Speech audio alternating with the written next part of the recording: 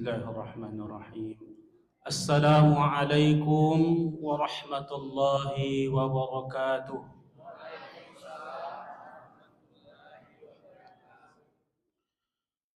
Alhamdulillahilladzi unzila fihi al-Qur'an hudan lin-nasi wa bayyinatin minal huda wal furqan. Ashhadu an la ilaha illallah wahdahu la syarika lah وأشهد أن محمدا عبده ورسوله صلى الله عليه وسلم لا نبي بعده. فقال الله تعالى في الكتاب الكريم: أعوذ بالله من الشيطان الرجيم وما خلقت الجن والإنس إلا ليعبدون. وقال رسول الله صلى الله عليه وسلم: إنما الأعمال بالنيات وإنما لكل امرئ ما نوى. فمن كان هجرته هجر الله ورسوله فهجرته إلى الله ورسوله. ومن كان هجرته إلى دنيا يصيبها أو إلى امرأة ينكحها فمن هجرته ما هاجر إليه. صدق الله العظيم وصدق رسوله النبي الكريم والحمد لله رب العالمين. Alhamdulillah, dengan izin Allah yang masih memberikan kita semua nikmat iman dan Islam, kesehatan serta kesempatan, sehingga pada tahun ini, tahun 1447 Hijriah, Allah masih memberi kita kesempatan umur dan kesehatan yang insya Allah di bulan ini dapat kita memaksimalkan semaksimal mungkin dalam beribadah kepada Allah Subhanahu wa taala. Selanjutnya salawat dan salam senantiasa tercurahkan ke atas junjungan kita Nabi besar Muhammad sallallahu alaihi wasallam dengan ucapan Allahumma salli ala sayyidina Muhammad wa ala ali sayyidina Muhammad. Assalamu alayka ya Rasulullah. Semoga kelak kita mendapatkan syafaat baginda pada hari yaumul qiyamah. Amin amin ya rabbal alamin. Yang kami hormati segenap kepengurusan Masjid Al-Huda, Nurul Huda, dan yang kami hormati segenap kepanitiaan Ramadan ya, yang bertungkus lumus bagi mensukseskan pelaksanaan kegiatan Ramadan pada tahun ini. Dan yang saya muliakan para orang-orang tua kami, alim ulama cerdik pandai, para imam, bilal, keamanan, kebersihan, dan bapak-bapak dan ibu-ibu, kaum muslimin dan muslimat rahimakumullah. Adapun pada malam hari ini adalah malam yang ke berapa, Bu? Ke-6 daripada bulan Ramadan. Tak terasa Pak ya, berjalan sudah malam ke-6. Adapun tajuk yang sudah ditetapkan oleh MDI Kota Pekanbaru pada malam hari ini adalah niat yang benar sebagai sumber keberkahan hidup. Kaum muslimin dan muslimat rahimakumullah, apa itu niat? Niat sudah menjadi bahasa kita yang akar katanya adalah dari bahasa Arab. Dari bahasa Arab. Dari kata nawa yanwi niyatan.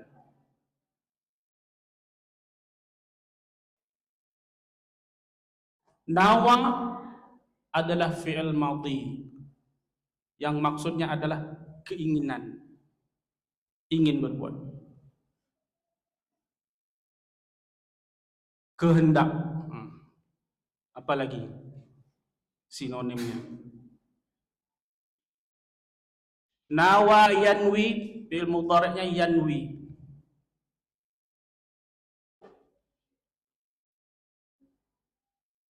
Niyatan. Niatan adalah tekad yang kuat ingin melakukan sesuatu. Nah, itu secara bahasa. Adapun secara istilah, secara syar'i, niat adalah qasdus syai' muqtarinan bi fi'lihi.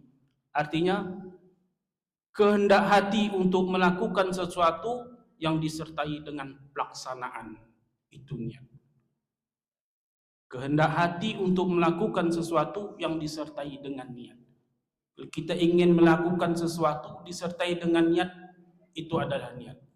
Tapi apabila kita ingin melakukan sesuatu tapi belum dilaksanakan, baru azam, artinya baru bercita-cita, baru berkeinginan. Itu niat di dalam hati kita. Kaum muslimin dan muslimat rahimakumullah, bapak-bapak dan ibu-ibu, mengenai niat ini adalah penting di dalam amal kita. Karena kata Rasulullah sallallahu alaihi wasallam, innamal a'malu binniyat. Sesungguhnya segala amal perbuatan itu terletak kepada niatnya. Wa innama likulli imri'in ma nawa. Dan sesungguhnya segala perbuatan itu akan diberikan balasan sesuai dengan yang dia niatkan.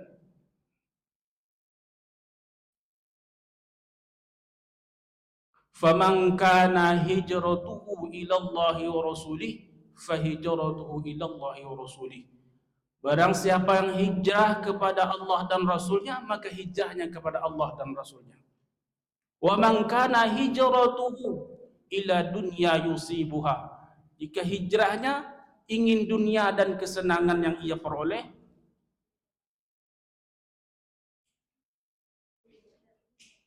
wa ila mura'atin yankihuha, atau hijrahnya itu untuk menikahi perempuan Madinah. Jadi sejarahnya itu, hadis ini ketika Rasulullah sallallahu alaihi wasallam dari kota Mekah ke kota Madinah, ada yang hijrah bersama Rasulullah itu niatnya tulus karena Allah, ingin menyelamatkan iman, ingin menyelamatkan nyawa, ingin mempertahankan akidah, pergi hijrah ke kota Madinah. Ada juga niatnya hijrah bersama Rasulullah ke kota Madinah, ingin mencari kemewahan, ingin berdagang, ingin mencari kekayaan. Dan ada juga sebagian banyak perempuan Madinah itu ingin menikah di sana, Pak. Maka kata Rasulullah sallallahu alaihi wasallam, fahijratuhu ma hajara ilaih, maka hijrahnya itu berdasarkan apa yang dia niatkan hijrahnya tadi. Jika yang pertama tadi karena Allah dan Rasulnya, dia dapat pahala. Tapi apabila niatnya kepada yang lain, dia dapat yang diniatkannya itu saja. Dia tidak dapat balasan dari Allah Subhanahu wa taala. Begitu pula lah di dalam amalan kita, di dalam kehidupan ini, Pak Bu. Niat kita ini hendaklah lurus, bulat karena Allah. Sebab itulah di dalam kita ibadah, kita angkat tangan takbir, Pak ya. Allahu Akbar. Artinya hanya Allah yang kita tuju. Kita angkat tangan, kita serahkan diri kita kepada Allah. Dunia tak ada lagi. Tapi kalau kita ibadah, malu dengan mertua, atau kena mertua. Korban, malu dengan tetangga yang korban kita. Kena tetangga, karena solat di kedai makan ramai, malu karena lihat orang, itu kena orang. Dia apabila ibadah jangan campur karena yang lain, karena Allah.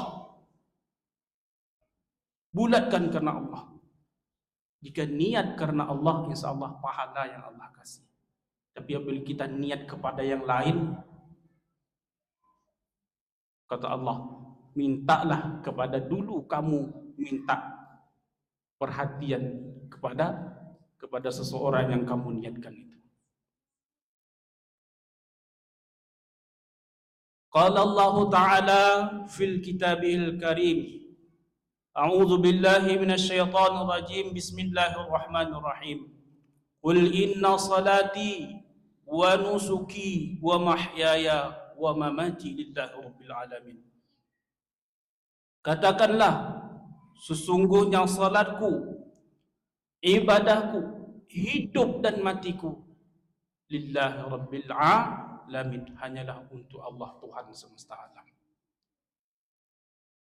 Kemudian Allah Subhanahu wa taala berfirman di dalam surah Az-Zariyat ayat ke-56, "Wa ma khalaqatul jinna wal insa illa liya'budun."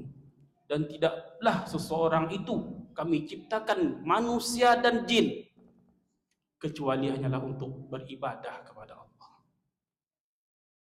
Wa ma umiru illa liya'budullaha mukhlishina lahuddin.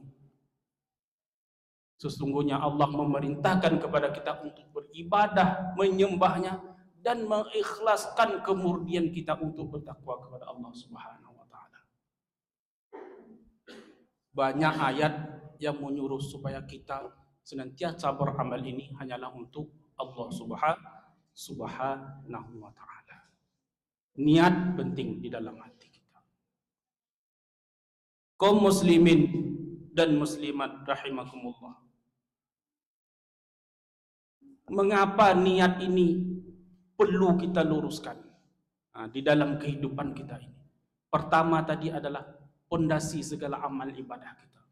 Kalau kita ibadah, penat kita baca Quran, kita solat malam, kita ibadah, sedekah kita banyak, kita dermawan, tapi niat kita lain daripada Allah. Ingin dipandang orang supaya kita orang yang dermawan, atau orang pandang orang supaya kita orang yang nampak soleh, dan lain-lain sebagainya. Bahkan kami seorang ustaz terkadang niatnya tidak betul. Bapak dan ibu rahimakumullah, semua kita ini berdosa. Ustaz pun banyak dosa. Terkadang mentang-mentang pandai baca hadis sedikit, pandai berbicara depan begini, merasa wujud pandai, merasa pandai daripada orang lain. Niatnya minta dibayar, tidak ikhlas ibadahnya. Semua kita berdosa. Berawal tadi dari niat yang tidak betul. Hendaklah niat ini kita luruskan hanya untuk Allah Subhanahu wa taala. Jika sudah niat kita ini sudah betul, sudah bagus, maka kita akan dapat keberkatan di dalam hidup ini, Pak.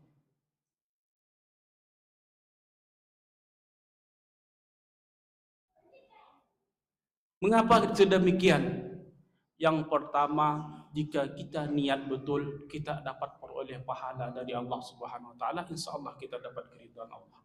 Yang kedua, apabila kita niat benar karena Allah, kita akan dapat ketenangan di dalam hidup ini. Kita pergi ke masjid, berkawan atau tak berkawan, kita pergi juga. Toh untuk apa kita di dalam hidup ini? Ingin perhatian orang, ingin beramai-ramai baru semangat.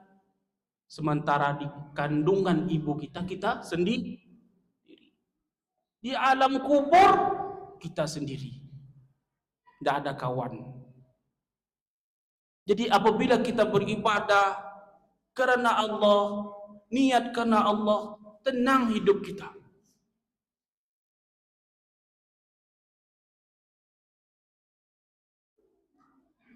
Tuh, apa untungnya kita minta perhatian orang ataupun riak ingin dipuji orang? Ya Pak, tidak ada untungnya. Ketika mati kita masuk ke alam kubur, hanya kita dengan Tuhan. Orang yang dulu muji-muji kita takkan nampak batang hidungnya. Sebaliknya mungkin ada orang mencaci kita, juga tidak ada manfaatnya. Kita dicaci tidak akan menjadi kita yang dihina. Kita dipuji seluruh manusia pun tidak jadi kita orang yang mulia di sisi Allah. Sesungguhnya yang menilai seseorang itu mulia ataupun hina itu adalah Allah Subhanahu wa taala. Seorang sahabat tanya kepada Rasulullah SAW, "Man akramun nas?" Siapa ya Rasulullah orang yang mulia di atas bumi ini? Qala atqakum. Mereka adalah yang bertakwa kepada Allah Subhanahu wa taala. Dapat ketenangan kita di dalam hidup ini jika kita niatkan segala sesuatu itu, ibadah itu karena Allah Subhanahu wa taala. Kaum muslimin dan muslimat rahimakumullah, perlu kita ketahui bersama, ibadah ini bukanlah bermaksud solat saja. Ibadah terbagi dua. Ada ibadah mahdhah, ada ghairu mahdhah. Ibadah mahdhah itu ibadah yang sudah ditentukan oleh syariat kita. Seperti solat 5 waktu, berpuasa bulan suci Ramadan, membayar zakat, itu ibadah. Haji dan umrah itu ibadah yang sudah disyariatkan. Ada ibadah yang tidak disyariatkan ketetapannya. Salah satunya adalah ketika kita menyambung tali silaturahim. Kita pergi bekerja, niat untuk supaya anak dan istri saya makan yang halal, supaya anak saya bisa mengaji Al-Quran yang bagus, saya cari nafkah, pahala di sisi Allah. Ibadah.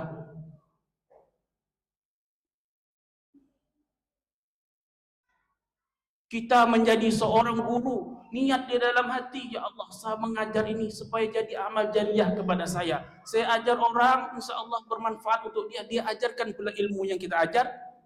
Itu namanya ibadah ghairu mahdhah. Juga ibadah.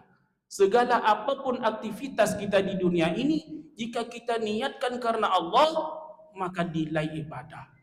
Tapi bukan bermaksud setiap kita mau pergi rumah nawaitu harus diniatkan begitu. Tidak.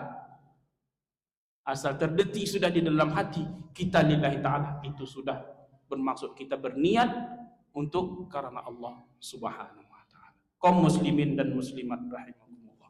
Jadi apabila ibadah ini kita niatkan karena Allah, kita dapat ketenangan di dalam hidup. Ya Pak? Kalau kita pikir orang, tidak ada tenang kita di dalam hidup.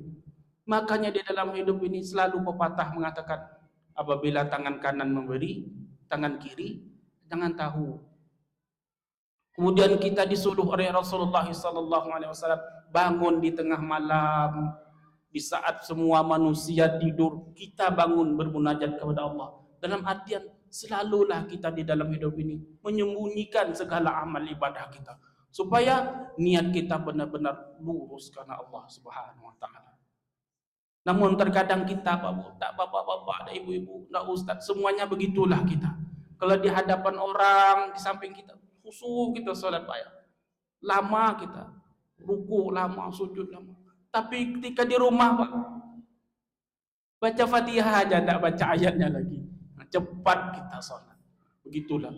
Tapi hendaklah kita ajar dan kita atur, kita latih terus hati kita ini untuk senantiasa betul kepada niat kita karena Allah Subhanahu wa taala.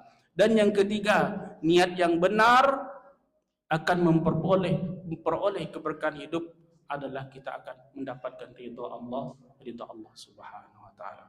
Kaum muslimin dan muslimat rahimakumullah. Demikianlah ceramah yang singkat ini, mudah-mudahan ada manfaat untuk kita semua, terkhususnya pada diri saya sendiri. Apa-apa yang betul dan yang baik itu adalah dari Allah, dan apa-apa yang salah yang buruk itu adalah dari diri saya sendiri. Wabillahi taufiq wal hidayah wa ridwal inayah.